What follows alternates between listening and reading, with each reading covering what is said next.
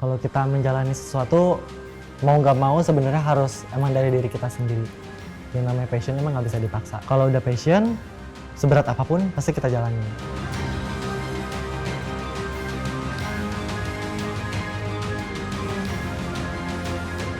Aku nge-share sesuatu ke orang, berbagi apapun, dan orang itu memanfaatkan ilmu itu, pasti akan ada gantinya dari Tuhan.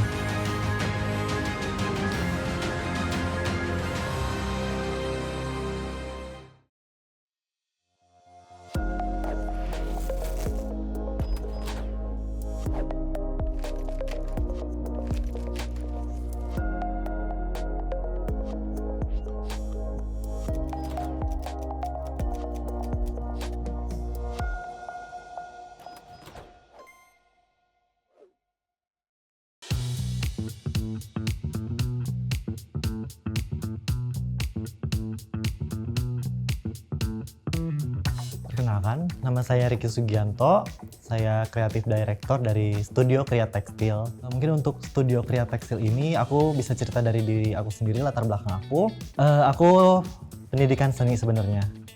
So that's why makanya aku bikin platform yang dimana aku bisa menuangkan ilmu-ilmu aku di bidang pendidikan, khususnya di bidang seni. Karena menurut aku di bidang seni, khususnya tekstil, proses itu paling penting sebenarnya, karena kita nggak akan bisa paham tentang tekstil, nggak akan bisa tahu kenapa tekstil di luar sana itu mahal, kenapa tekstil di luar sana itu bisa sebagus ini, bentuknya seperti ini, kalau kita nggak melalui proses. Makanya itu aku bikin Studio Kriya Tekstil ini untuk bisa aku sharing proses ke orang-orang atau masyarakat Indonesia supaya mereka tahu prosesnya seperti apa, kemudahannya seperti apa.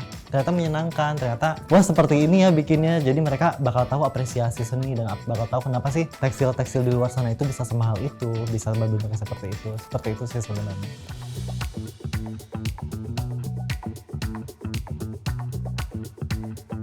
Sebenarnya untuk studio aku pribadi di bidang tekstil khususnya Shibori ini udah dari 2015. Nah, aku sebelum membuat Studio Kriya ini, aku ikut kerja di beberapa brand, di bidang tekstil juga, edukasi juga. Cuman karena tiba-tiba pada tahun 2020, sekitar bulan Februari Maret, kan pandemik ya. Nah, itu tempat lama aku kerja mengalami peredupan. So, mungkin aku harus muter otak sih sebenarnya. Kita semua emang harus muter otak dalam kondisi pandemik ini. Makanya aku mikir kalau misalnya aku nggak bisa kerja di tempat orang, kenapa nggak aku bikin sendiri? Toh aku punya link untuk pengrajin, link untuk supplier bahan segala macam, kenapa aku nggak bikin sendiri? Makanya aku memberanikan diri maju satu langkah untuk bikin Studio Kriya Tekstil ini sendiri.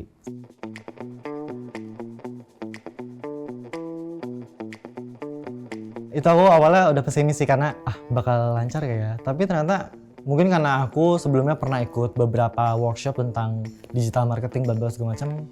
Itu ilmunya benar-benar bermanfaat banget sih, karena background aku di pendidikan seni juga aku belajar tentang dasar-dasar seni kayak fotografi, videografi, dan itu yang bikin aku mantap buat bikin Studio Kriya ini karena aku menguasai bidang-bidang dasar itu. Dari situ sih aku yakin karena aku bisa bikin konten, bikin video, foto, dari itu aku memberanikan diri dan yakin, dan hasilnya baru bulan pertama itu udah banyak 50-100 orderan.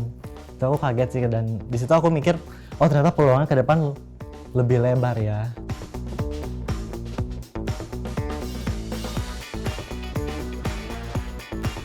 Ngomongin soal peluang, sebenarnya selalu ada sih, nggak mungkin nggak ada apapun yang kita kerjain sebenarnya. Apalagi kan ini aku kriya ya, tekstil. Segmentasinya kan sebenarnya segmented banget gak sih, nggak semua orang bakal tahu. Bahkan semua peserta aku sebenarnya itu mereka nggak tahu Shibori itu apa sebenarnya. Nah makanya kalau ditanya untuk peluang sangat besar banget, karena kan sejago apapun kita, sepintar apapun kita di suatu bidang, kalau misalnya kita nggak bisa menguasai tentang yang namanya marketing digital, apalagi sekarang dunia digital ya, itu sih sebenarnya kuncinya. Kalau kita bisa menjual diri kita, menjual apa yang kita bisa, menjual kemampuan kita ke orang dan memperlihatkan, ya itu sih caranya. Kita harus tahu digitalnya secara digital seperti apa. Itu sih sebenarnya untuk peluangnya gitu sih. Sama ini sih, aku pernah dikasih tahu dosen aku tentang professional integrated artist. Jadi semua itu harus terintegrasi. Sebenarnya kalau misalnya kita sejago apapun kita di suatu bidang, kalau semua nggak terintegrasi ya nggak akan lancar. Kayak misalnya aku sebagai di bidang tekstil ini, aku harus tahu pengrajin, bahan dasar segala macam, itu semua harus terintegrasi. Karena untuk kita bisa menjalankan suatu usaha, kita harus jadi professional integrated artist. Itu sih, semuanya harus terintegrasi kayak gitu.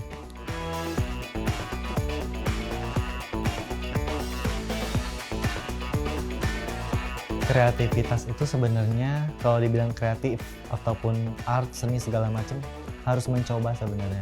Itu sih sebenarnya kalau misalnya untuk ngomongin kreativitas harus dieksplor sebenarnya itu sih.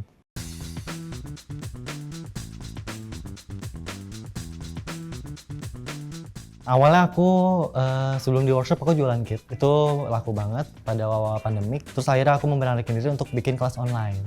Nah kebetulan pertama kali aku bikin ini langsung ada kerjasama sama Jalin Mimpi. Itu tuh mereka penggalangan dana dan aku suka banget kegiatan-kegiatan sosial kayak gitu. Dan makanya aku sama Jalin Mimpi itu bikin workshop online sampai se-Indonesia segala macem. Tiba-tiba di pertengahan pandemik workshopnya agak kurang berjalan. Itu kendala banget dan aku harus mikir. Akhirnya aku bikin solusi, yaitu bikin produk.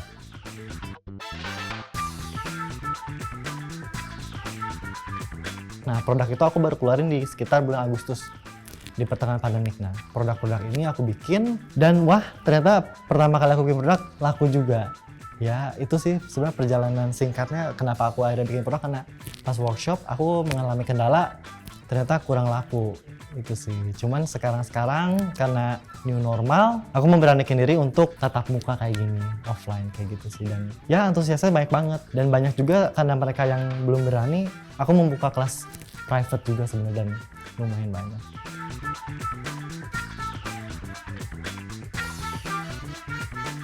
Awalnya aku jualan ke temen sih.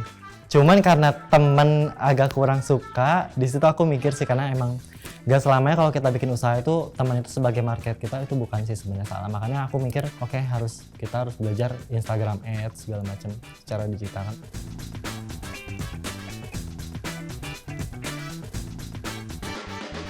Yang namanya pasar, market segala macam, yang soal teman itu sebenarnya teman ngebantu sih, karena yang namanya teman, relasi itu penting banget. Ya cuman nggak salah juga kalau kita untuk memperluas pasar kita membuat yang namanya konten-konten digital segala macam, kita menambah pasar digital, itu sih penting.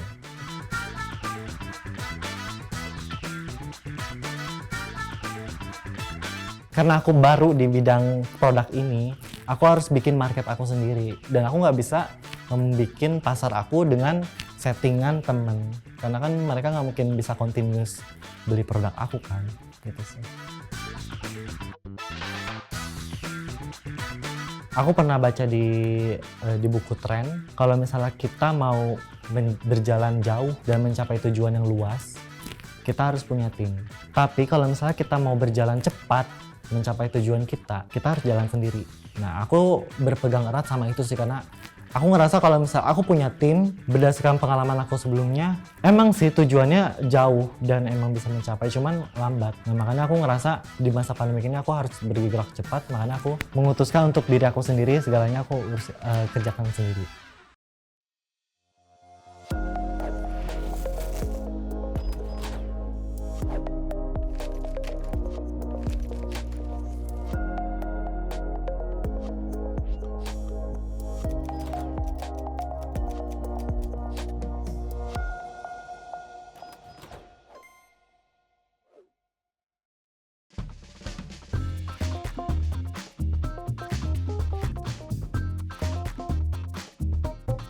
Selama aku bikin studio kreatif ini, 1 tahun ke belakang lumayan cukup banyak beberapa brand sama brand-brand lokal sih, kebanyakan sama brand luar sebenarnya juga, untuk kerjasama di bidang kelas-kelas kayak misalnya kebanyakan sih buat acara-acara CSR gitu loh. Kayak misalnya dari beberapa bank, ada 2 bank, ada provider handphone juga pernah workshop sama aku, sama terakhir itu Google Indonesia juga pernah sama aku. Ini teknik-tekniknya adalah teknik-teknik basic, cuman beda warna aja. Mereka warna-warni. Kalau yang kita gunakan sekarang adalah emang signature Shibori, yaitu biru. Shibori ini menurut aku gak semua orang tahu ya. Dan itu yang bikin excited orang-orang pengen tahu, belajar, dan warna-warna dan motif-motifnya itu sih yang bikin surprising orang-orang, dan selama ini belum ada yang gagal sih. Jadi mereka itu yang bikin mereka excited dan pengen coba lagi dan lagi. Halo, nama aku Najla Prana Punara. perkenalkan, aku asalnya dari Jakarta. Alasan aku kenapa pengen ikut workshop Shibori ini karena aku ngerasa bosan aja kayak weekend kerjaannya cuma makan atau pergi aja jalan-jalan. Aku pengen cari kegiatan baru. Salah satunya kenapa aku ikut workshop ini juga karena aku tuh punya bisnis di bidang fashion atau baju, namanya itu Sandong Levita. Dia tuh bikin baju tie-dye juga atau shibori seperti ini. Nah, aku tuh pengen explore, gali lagi motif-motif yang mungkin bisa diadaptasi ke bisnis aku gitu. Makanya aku ikut workshop ini. Dan pas aku dapetin, banyak banget ilmu yang aku dapet dari workshop Shibori Studio Kria ini. Setelah aku dapetin pengalaman dan mencoba untuk bikin tie-dye-nya sendiri, aku tuh ngerasa kayak, oh ternyata nggak semudah itu ya bikin pattern yang sama, bikin buletan yang sama antara satu dengan yang lainnya gitu. Kayak ikatan-ikatan masing-masingnya itu berbeda gitu loh, gimana kita bikinnya gitu. Jadi nggak semudah itu tapi aku seneng banget kayak aku bisa dapet pengalaman baru ini gitu.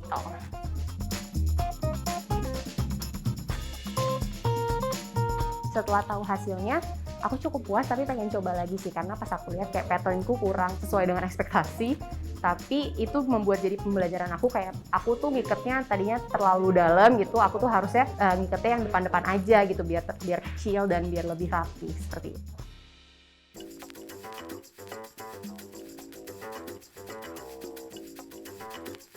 Untuk secara personal banyak sih klien-klien atau customer aku yang personal, mereka sampai sekarang bahkan bikin brand baru. Karena awalnya dari ikut kelas-kelas Studio Kria ini, akhirnya mereka bikin usaha sampingan. Dan itu aku seneng banget sih ngeliat itu. Karena ngeliat ilmu-ilmu yang aku share, bisa mereka terapin di kehidupan mereka dan bisa membantu perekonomian mereka. Itu sih seru banget.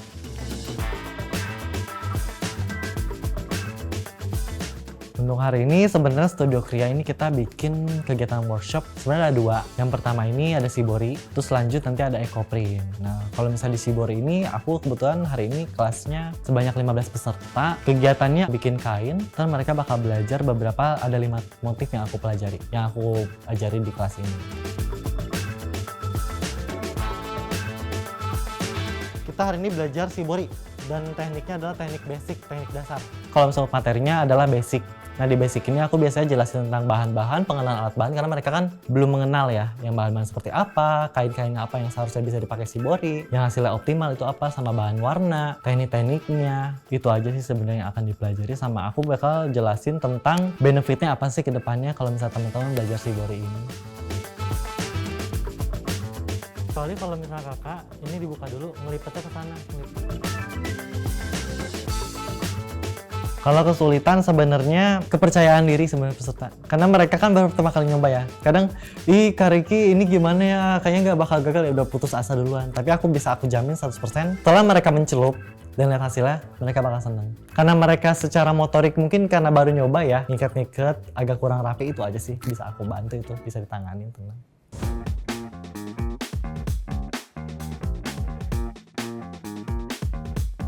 Halo, nama saya Asri.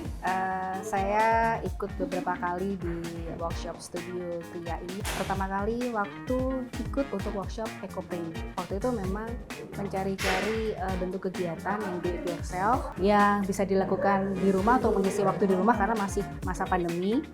Lalu cari hashtag dan memulah Studio Kria ini. Kemudian setelah ikut Ecoprint, kok menarik banget, materinya sangat menarik dan bisa diaplikasikan.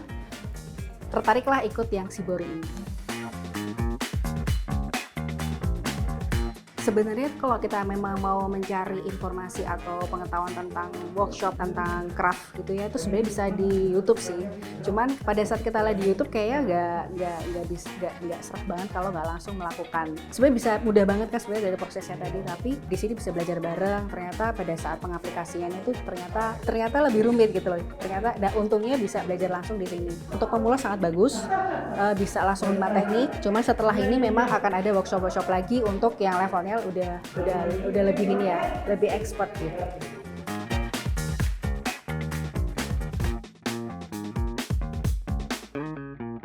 Kalau untuk step by step, pertama sebenarnya kita langsung bikin tekniknya. Nah di kain itu biasanya kita bikin pola dulu, di mana peserta pikirin idenya, kira-kira motif mana yang paling cocok yang mereka mau kreasiin di kainnya, itu baru proses pengikatan. Nah proses pengikatan ini lumayan lama sih sebenarnya. Dan abis pengikatan semua kainnya diikat-ikat, selesai, itu kita proses pencelupan. Nah untuk proses pencelupan ini aku biasanya menggunakan bahan alami juga bahan sintetik. Cuma kalau misalnya di workshop karena waktu, aku menggunakan bahan sintetik supaya cepat. Nah setelah proses pencelupan itu kita langsung proses dibuka, itu ikatannya bisa langsung dibuka, terus proses penjemuran.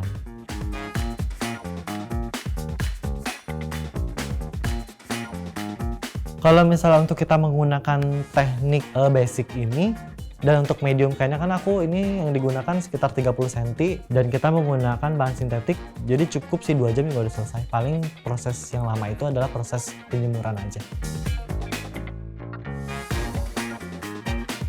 Sebenarnya kalau misalnya kita mencuci baju ataupun kain-kain yang baru dicelup masih basah, itu nggak boleh kena matahari sebenarnya, karena dia bisa merusak pigmen warna yang ada di serat kainnya. Tuh makanya aku saranin untuk penjemuran itu, kalau misalnya teman-teman mungkin di rumahnya ada ruangan khusus penjemur, itu bagus banget, dan aku saranin jangan kena matahari sih yang penting.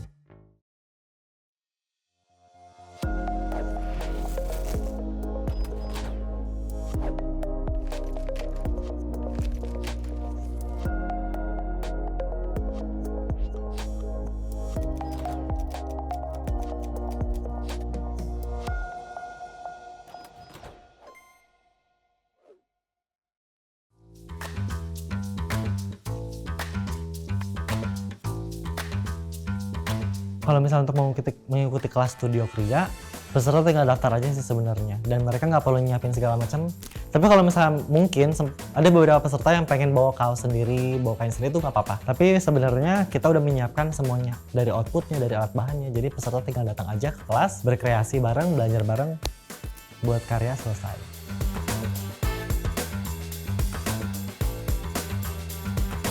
Untuk karya hasil outputnya yang mereka buat pasti berbeda satu dengan yang lainnya. Meskipun motifnya sama, pasti detailnya akan beda sih, karena kan kita handmade ya. Berbeda dengan cetakan digital ataupun buatan pabrik yang di print, kan mereka pasti simetris segala macam. Kalau ini enggak sih, pasti setiap pieces itu akan berbeda dan otentik, dan setiap tangan kan beda-beda ya hasilnya. Itu sih yang menurut aku jadi value lebih daripada kita punya kain yang handmade ketimbang punya kain yang digital print ataupun buatan pabrikan, itu sih. Jadi kita menghias permukaan kain. Karena banyak peserta juga yang udah ikut kelas aku, dan mereka langsung nerapin itu di kehidupan mereka sehari, kayak bikin usaha, bikin brand. Menurut aku itu nilai lebih dari kegiatan workshop kayak gini, karena bisa menambah kompetensi di masyarakat dan bisa membuka peluang usaha baru buat mereka. Dan itu sih menurut aku suatu nilai lebih di mana aku bisa sharing proses, bisa sharing ilmu, dan mereka bisa menerapin itu di kehidupan mereka masing-masing.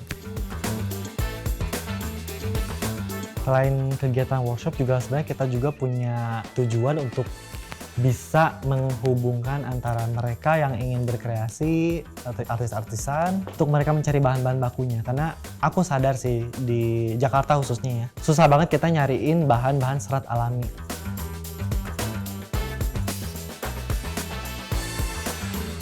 Batik itu kan dia setiap motif punya nama ya, punya makna, punya simbol dan makna. Sama dengan shibori juga setiap motif itu ada namanya. Kenapa kita harus menggunakan serat alami? Pertama, dia warnanya pasti optimal hasilnya. Selain hasilnya bagus, optimal, juga ramah lingkungan.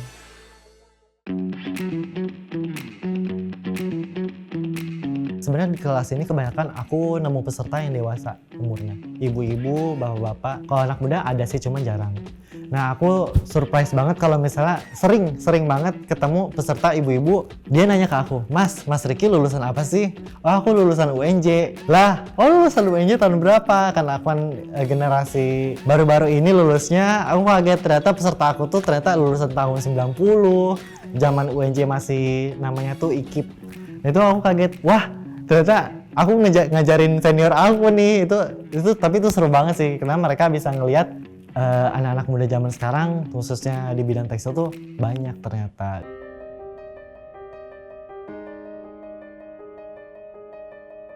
Jadi aku tuh kuliah sambil kerja. di bidang ini. Pemasukan aku segala macam cuman dari ini satu-satunya. Itu aku ngerasain dimana aku lagi menyusun tugas akhir, bikin produk, karya, segala macam, pameran, itu kan modalnya banyak, besar banget.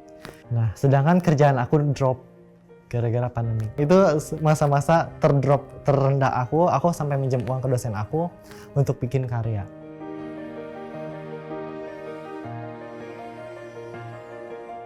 Yang paling terberat ya di saat aku mau merintis usaha, teman-teman yang kurang menyupport sebenarnya. Di saat aku minta mereka untuk tolong dong postingin ini, tolong ini, karena aku pada saat itu belum mencoba digital marketing, Instagram Ads, kayak banyak yang ya gitu deh sebenarnya. Ya, tapi ya di situ kalau aku nggak melalui itu, aku nggak akan bisa sampai kayak gini. Itu sih sebenarnya terendah aku, titik terendah studio Kria awal-awal bikin. Tapi seru sih menurut aku. Pas aku di titik terendah, aku tuh deket banget sama satu dosen aku, dosen desain tekstil. Nah, aku cerita ke dia dan dia bilang kayak gini ke aku. Kalau misalnya kita mau membuka peluang dan mau berusaha di bidang apapun, pasti ada jalannya. Itu sih kata-kata dosen aku yang dimana aku sebenarnya ya cuman kata-kata itu doang, tapi ya itu yang bikin aku bangkit. Karena emang gak bisa kita mengandalkan orang-orang yang di sekeliling kita doang, apalagi khususnya temennya. Kita yang namanya di umur kita yang sekarang 20 ke atas harus kenal berbagai macam orang sih, nemuin relasi baru di media sosial, ketemu orang baru, itu sih.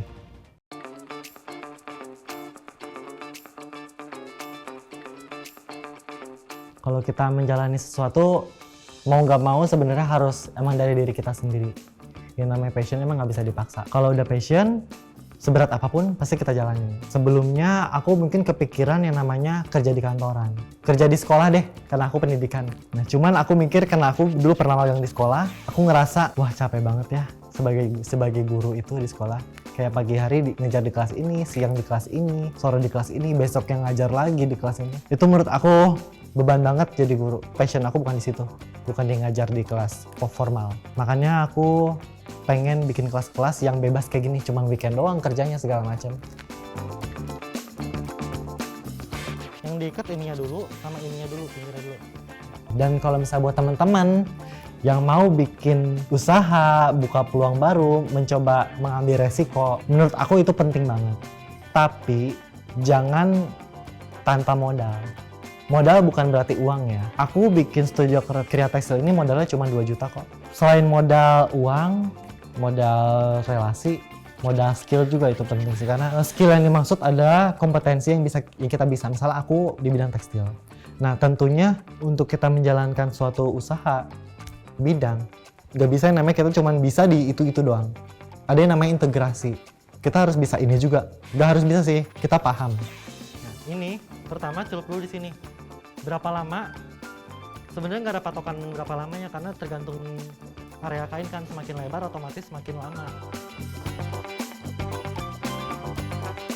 Mimpi studio Kria Tekstil sebenarnya satu sih dari awal aku bangun ini. Aku punya imajinasi bisa masuk ke sekolah sih. Kan di sekolah kan ada yang namanya pelajaran seni budaya, ada yang belajar tekstil. Aku tuh pengen banget sekolah Indonesia tuh mereka memanggil para kreator ataupun orang di bidangnya yang khusus untuk ngajar di sekolah. Terus ya aku tuh pengen banget kayak gitu, sebenarnya aku pengen masukin proposal ke sekolah, cuman sampai detik ini belum sempat sih. Harapan aku buat teman-teman yang udah ikut kelas ini, yang pastinya ilmunya bisa mereka terapin. Mungkin di sisi lain dulu awal aku nggak mikir, aduh kayaknya bakal banyak saingan nih, mereka kan bisa. Enggak sih. Karena apa? Aku pribadi, pemahaman aku kalau aku nge-share sesuatu ke orang, berbagi apapun, dan orang itu memanfaatkan ilmu itu, pasti akan ada gantinya dari Tuhan. Itu sih, gak mungkin enggak. Itu janji Tuhan menurut aku ya. Nah itu makanya harapan aku buat mereka, teman-teman yang udah ikut kelas aku, mereka bisa manfaatin ilmu aku, karena dari situ aku dapat sesuatu yang baru dari Tuhan.